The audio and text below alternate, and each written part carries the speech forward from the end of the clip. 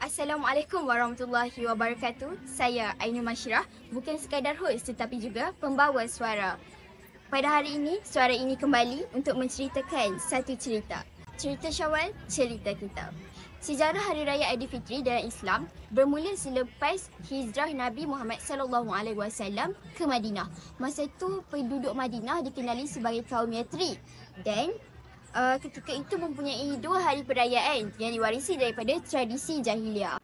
Apabila Nabi Muhammad tiba di Madinah, baginda bersabda, sesungguhnya Allah telah menggantikan untuk kamu 2 hari raya yang lebih baik daripada itu, iaitu Hari Raya Aidilfitri dan Hari Raya Aidiladha. Hadis riwayat Abu Daud. Hari Raya Aidilfitri bukan sekadar memakai baju baru dan juga juadah yang mewah, tetapi juga ia adalah simbol kemenangan.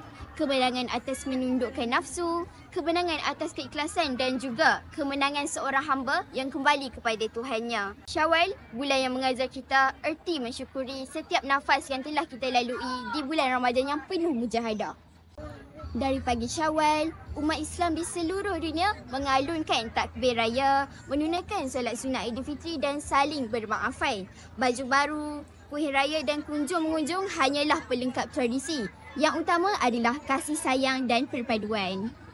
Kami di SMP Syed Hussein, Aura Syawal disambut dengan meriah sekali. Daripada persembahan pelajar, jamuan raya sehinggalah sesi bersalaman.